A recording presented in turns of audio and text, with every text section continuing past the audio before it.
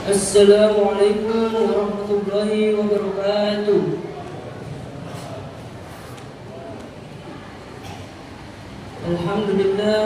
Alhamdulillahirabbil alamin. Assalatu wassalamu ala asrafil anbiya'i wal mursalin wa ala alihi wa ashabihi ajma'in. Amma ba'd.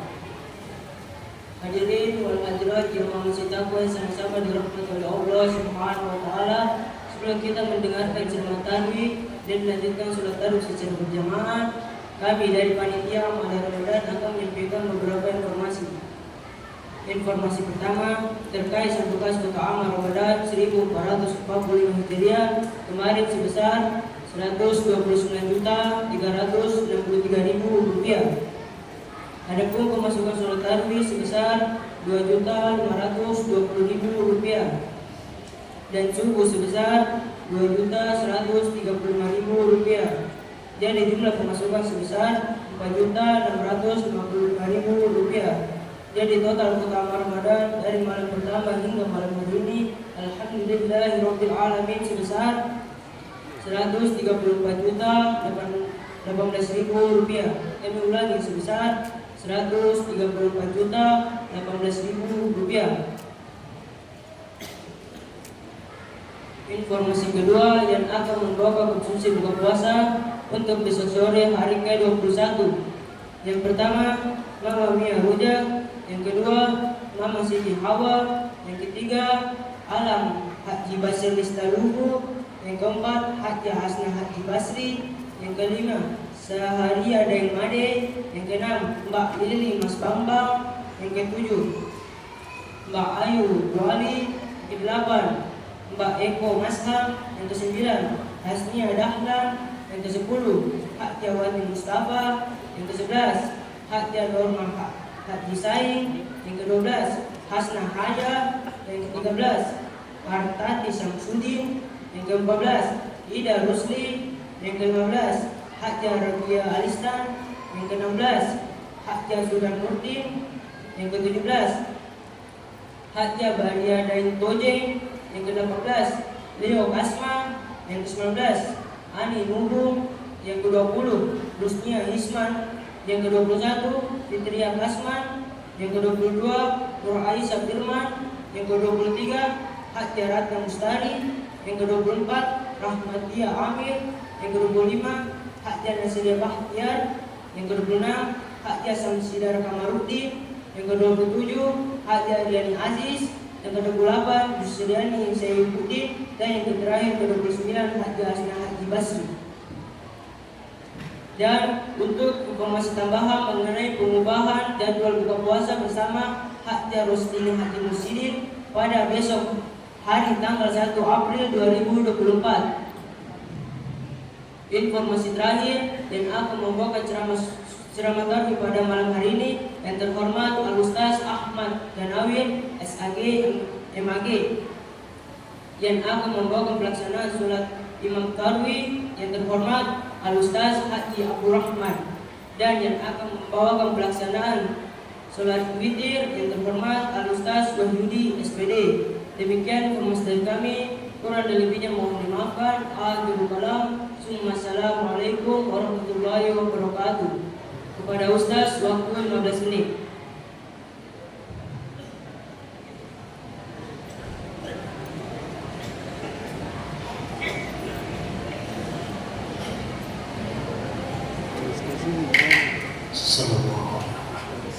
Assalamualaikum warahmatullahi wabarakatuh.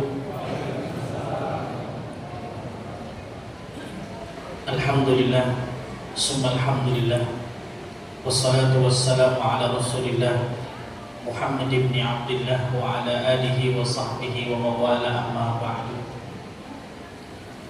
Subhanaka la ilma lana illa ma'allamtana innaka antal alimul hakim. Rabbi shrah li sadri wa yassir li amri wa hlul 'uqdatam min lisani yafqahu qawli. Ma'asyiral muslimin wal muslimat sidang jamaah tarawih yang dimuliakan Allah. Kami mengawali dengan perkenalan sedikit. Nama Ahmad Ganawir, latar belakang adalah seorang pengajar di UIN Alauddin Makassar, dan status sudah menikah, anak 2, istri 1, dan kemudian asal daerah yaitu Kabupaten Bone. Nyai kata Bone ko ini, alhamdulillah, si kampung itu, iya. Kebetulan kami di Bone di Kecamatan Dua Bocoy, berdekatan dengan pesantrennya Prof. Nasaruddin Umar. Kami sekampung dengan beliau. Latar belakang pendidikan, sebelumnya kami menamatkan di 2 pesantren. Yang pertama adalah di pesantren Al-Asadiyah, kemudian melanjutkan di Jawa, pesantren Darussalam di Ponorogo, Jawa Timur. Sedikit pengenalan. Alhamdulillah, Ramadan ini kami bertugas kedua kalinya di Masjid Terapung Al-Aqsa Hamadi, dan ini juga saya kedua kalinya berdiri di mimbar ini. Alhamdulillah. Saya mulai kajiannya dengan mengambil tema Awaluddin Ma'rifatullah. Awal dari agama, awal dari beragama adalah mengenal Allah Subhanahu wa ta'ala. Sebelum kita belajar fikih panjang lebar, yang mana fikih itu nasalan di guruta, namo 200 tahun yang gurui, itu na capu-capu.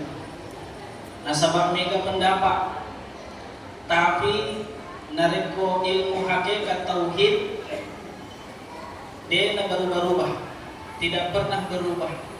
Dan yang mestinya perlu ditamatkan sebelum kita mati adalah ilmu hakikat tauhid. Awaluddin Ma'rifatullah. Rasulullah mendakwahkan agama ini paling lama, lebih kurang 13 tahun, itu hanya sekedar mengenalkan Allah Subhanahu wa ta'ala.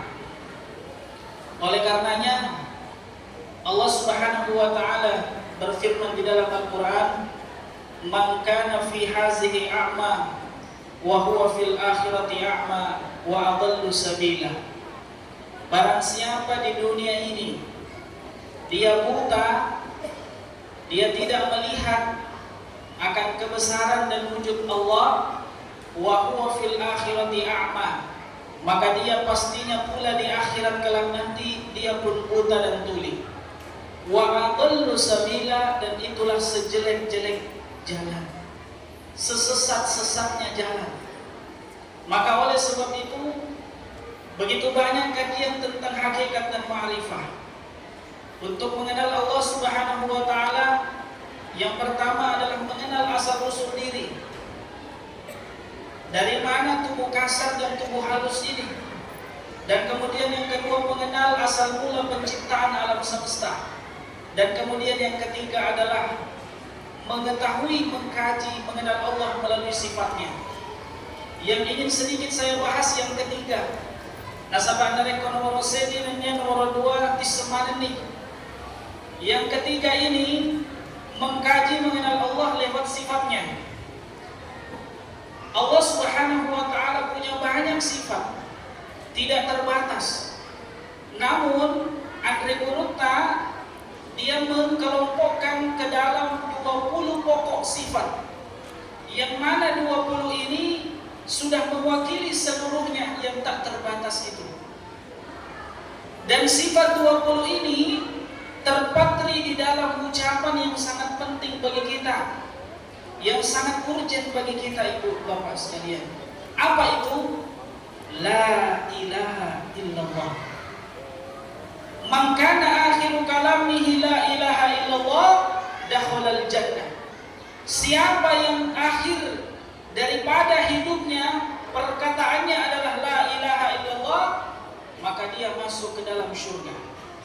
Namun yang menjadi pertanyaan, apakah segampang itu kita mengucapkan la ilaha illallah tanpa mengetahui hakikat dan maknanya? Maka perlu bagi kita mengetahui hakikat dan makna daripada la ilaha illallah ini. Dan kemudian Nabi Muhammad SAW menyampaikan kepada kita, likulli syai'in thiqalun wa thiqalul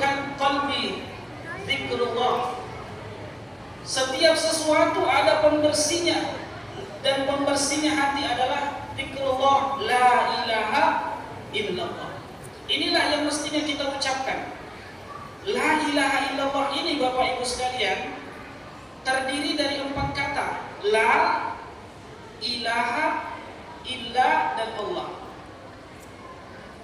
Yang pertama, la itu mewakili sifat nafsiyah Allah Subhanahu wa taala. Yang kedua mewakili sifat salbiyah Allah. Yang ketiga sifat ma'ani Allah. Yang keempat adalah sifat ma'nawiyah Allah. Apa itu sifat nafsiyah Allah? Yang hanya Allah Subhanahu wa taala yang miliki, tidak ada yang lain. Ciptaannya tidak memiliki itu. Apa itu? Yakni wujud. Wujud, kalau kita mau pikir, kita ini wujud, ada, betul tidak? Tapi ternyata nasa andri kurutna, kita ini wujud hanya wujud majasi, wujud atau ada yang diadakan. Mengapa? Sebelum kita lahir, kita tidak ada. Namun ketika kita lahir, barulah kita ada. Tapi karena diadakan oleh Allah Subhanahu wa ta'ala. Hidup di dunia ini 60-70 tahun dan kemudian kembali kepada Allah Subhanahu wa ta'ala menjadi tidak ada. Maka ada yang namanya wujud majazi, ada yang namanya wujud hakiki. Oleh karena itu, kita perlu meyakini bahwa wujud hakiki hanyalah Allah Subhanahu wa ta'ala. Kemudian yang selanjutnya ada sifat salbiyah yang terpatri pada kalimat ilaha. Ilaha artinya adalah Tuhan. Tuhan itu adalah jabatan. Jabatan ini yang menjadi Tuhan haruslah memenuhi 5 kriteria. Narekode gagal 5-nya dia dapat menjadi fuang. Tidak bisa dia menjadi Tuhan. Apa itu? Yang pertama kidam, yang kedua baqo, yang ketiga mukhalafatul lil hawadis, yang keempat qiyamuhu li nafsi, yang kelima wahdaniyah. Apa itu? Kidam, yaitu qadim, maha terdahulu. Saking terdahulunya Allah Subhanahu wa taala tidak ada yang mengawali, tidak ada yang mendahului. Dan kemudian baqo, baqo itu kekal. Tidak layak dijadikan sebagai Tuhan sesuatu yang tidak kekal. Jadi pada ini akidah masih ada yang menyembah pohon, menyembah batu, padahal itu tidak kekal. Namun Allah Subhanahu wa taala huwal awwal wal akhir, huwal zahir wal batin. Dialah yang maha awal yang tidak ada permulaannya dan maha akhir yang tidak ada ujungnya. Wa huwa muhitun bi kulli syai', dan dia meliputi segala sesuatu. Huwa zahir wal batin, dia maha zahir dan dia maha batin. Dan kemudian mukhalafatul lil hawadis, berbeda dengan yang lain. Kalau menyembah pohon, banyak pohon yang lain. Menyembah batu, banyak batu yang lain. Tetapi yang namanya, yang mestinya yang layak dijadikan Tuhan adalah yang tidak ada bersamaannya. Kemudian qiyamuhu bi nafsi, dia berdiri dengan sendirinya, tidak ditopang dengan kursi, tidak bersemayam di tempat yang diyakini lebih kuat atau lebih besar darinya. Inilah Allah Subhanahu wa taala, tidak butuh sandaran. Justru segala sesuatu bersandar kepadanya. Allahus Samad, lam yalid wa lam yulad wa lam yakul lahu kufuwan ahad. Dan kemudian yang terakhir adalah wahdaniyah. Wahdaniyah esanya meliputi segala sesuatu, tidak berbilang, tidak ada duanya, tidak ada tiganya. Dia esa seesa-esanya. Inilah yang terkandung di dalam ilaha. La ilaha, selesai. Kemudian illah. Illah di sini juga ada maknanya. Apa itu? Ada 7 sifat yang wujudnya ada di dalam diri kita, Bapak Ibu. Yang pertama adalah sama, basor, sama, basor, kemudian kalam, dan kemudian selanjutnya ilmun, maha mengetahui, ilmun, mengetahui, melihat, mendengar, berbicara, dan mengetahui, dan kemudian kudrah, dan kemudian iradah, ada kekuatan dan ada keinginan. Sifat basor itu ada di mata kita. Sifat sama itu ada di telinga kita. Tetapi perlulah diyakini bahwa yang melihat bukan mata Bapak Ibu. Yang melihat itu penglihatan. Yang pada hakikatnya itu adalah ruh. Karena kalau kita melihat orang mati, ada matanya, tetapi tidak melihat. Betul? Iya. Inilah basar. Dan kemudian 7 hal ini ada wujudnya di kita. Namun kita tidak berhenti di situ. Haruslah ditutup, illa wujudnya adalah Allah. Allah itu di dalam kalimat ini disempurnakan dengan juga 7 sifat. Apa itu? Kalau kita tadi melihat, maka Allah Subhanahu wa taala Maha melihat. Kalau kita mendengar, maka Allah Subhanahu wa taala Maha mendengar.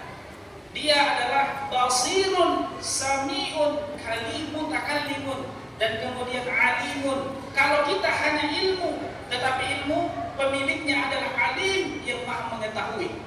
Dialah Allah Subhanahu wa taala. Dan kudrah yang kita miliki darinya yang namanya qadirun. Kemudian irada itu adalah darinya yang mana disebut dengan murid. Jadi kalau kita sudah mengkaji dari 4 kata ini, maka sungguh kita menyadari bahwa sebenarnya yang berbicara bukanlah kita, yang melihat bukanlah kita, yang mendengar bukanlah kita. Kembalikan ke yang punya sifat, yaitu Allah Subhanahu wa ta'ala. Inilah yang disebutkan bahwa semakin kita mendalami hakikat dan ma'rifah, semakin kita sadari bahwa kita sebenarnya tidak ada. Yang ada hanya Allah Subhanahu wa ta'ala. Mudah-mudahan ada manfaatnya. Allah Subhanahu wa ta'ala memberikan cahaya kebenaran, cahaya ma'rifah yang mana terpatri di dalam hati dan sanubari serta jiwa kita, sehingga kita termasuk orang-orang yang senantiasa membersihkan hati kita dengan la ilaha illallah, dengan penuh pemaknaan dan dengan penuh keyakinan yang utuh. Karena orang yang bermakrifah, dia mampu menyaksikan Allah Subhanahu wa ta'ala dari setiap wujud yang ada yang tampak di depannya. Karena semua ini adalah wujud dari wujudnya Allah Subhanahu wa ta'ala yang ada karena diadakan oleh yang Maha Ada, yaitu Allah Subhanahu wa ta'ala. Sekian dan terima kasih. Jika ada kekurangan mohon dimaafkan. Halallahu wa iyyakum ajmain. Assalamualaikum warahmatullahi wabarakatuh.